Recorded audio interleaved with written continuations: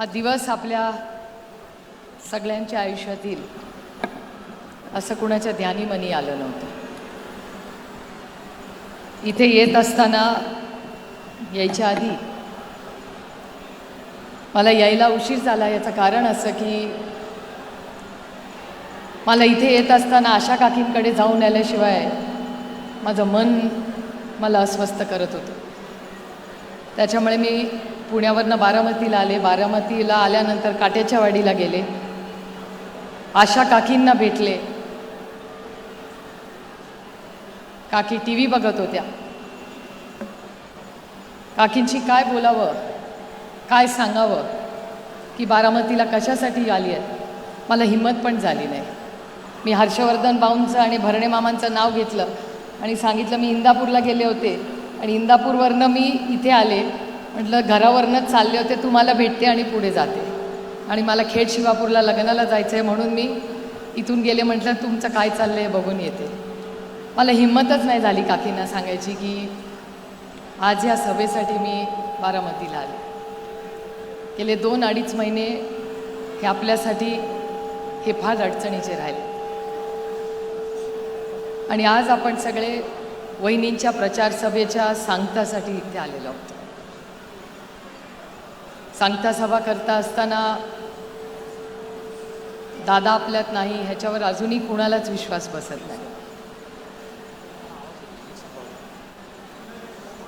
अनेक वेळा असं वाटतं एखादं काम जिल्ह्यातलं राज्यातलं असेल की अरे दादाच्या ऑफिसला फोन करा, पण दादा नाही.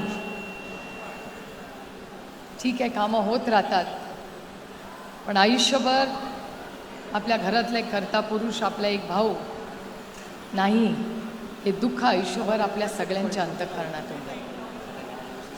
आज व्यासपीठावर उभी राहिलेली असताना आज राज्यातून महाराष्ट्रातले अनेक मंत्री आलेत आणि माझं कर्तव्य म्हणून आणि ह्या भागाची लोकप्रतिनिधी म्हणून व्यासपीठावर महाराष्ट्रातून जे सगळे दादाप्रेमी आले आहेत त्यांचं मी बारामतीमध्ये तुमच्या सगळ्यांचं अंतःकरणापासून आपल्या सगळ्यांचं मी स्वागत करते.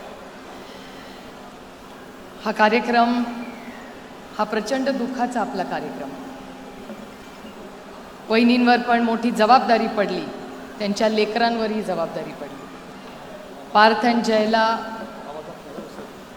अजूनही लहानच आहेत आमच्यासाठी. ते ह्या वयामध्ये एवढी मोठी जबाबदारी त्यांच्यावर आली, पण तिघही ज्या पद्धतीने ही जबाबदारी पेलवत आहेत, कर्तव्य करतायत, ही आपल्या सगळ्यांसाठीच एक अभिमानाची आणि कौतुकाची गोष्ट आहे. मी स्वतः महाविकास आघाडीच्या वतीने माननीय सोनिया गांधी, माननीय उद्धवजी ठाकरे, माननीय राहुल गांधी, माननीय खडगेजी, माननीय संजय राऊत साहेब, अरविंद सावंतजी, आदित्य ठाकरे, हर्षवर्धन सपकाळ, शशिकांत शिंदेजी, जयंत पाटीलजी, माझे सगळे सहकारी आणि पदाधिकारी यांच्या सगळ्यांच्या वतीने वहिनींना शब्द देते की महाविकास आघाडीतला प्रत्येक कार्यकर्ता आणि जो बारामतीतला मतदार आहे तो वहिनींना ह्या इलेक्शनमध्ये ताकदीने त्यांच्याबरोबर उभा राहायला शब्द द्यायला मिळाला.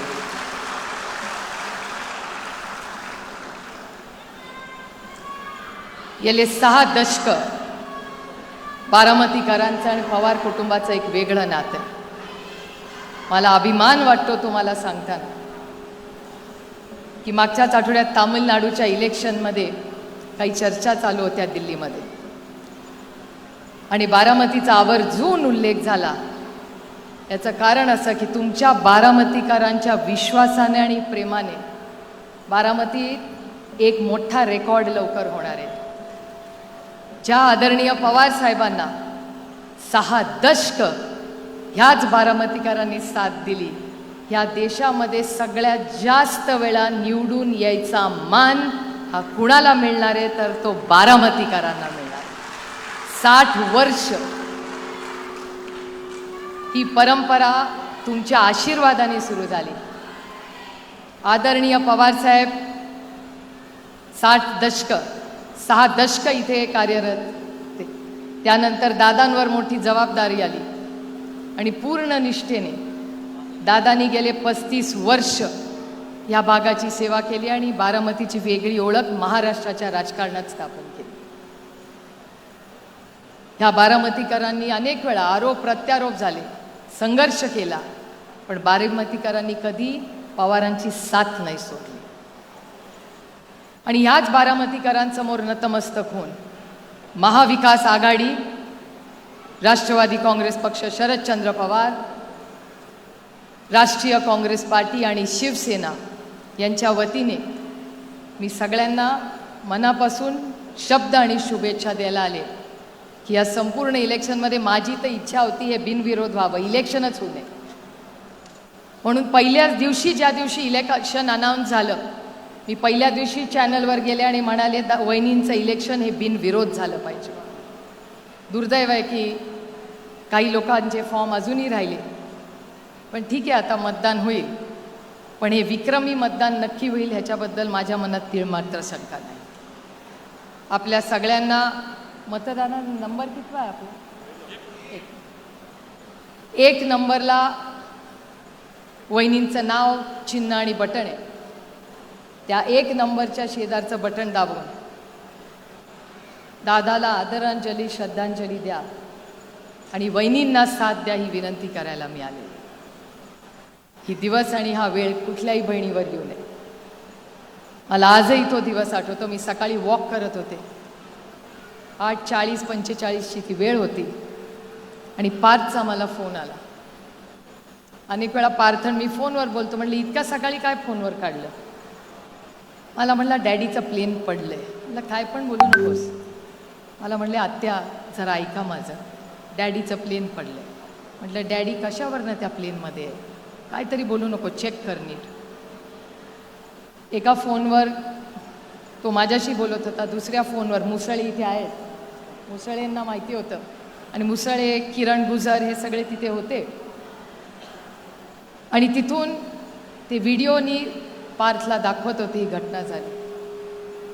आजही असं डोळे बंद करून गेलं वाटतं की काय तो दिवस होता, काय ती परीक्षा आहे, काय झालं की ही अशी घटना किंवा हा दिवस आपल्यावर आला. आजही मला विश्वास बसत नाही. ते प्लेन बघायची हिंमत मी पण केली नाही. त्या दिवशी हेलिकॉप्टरने मी आणि वहिनी एकत्र आलो. वहिनींना आणि माझ्यात तर हिंमत पण नव्हती. पार्थ म्हणला बघायचं आहे, म्हणलं मला नाही हिंमत बाबा बघायची ती.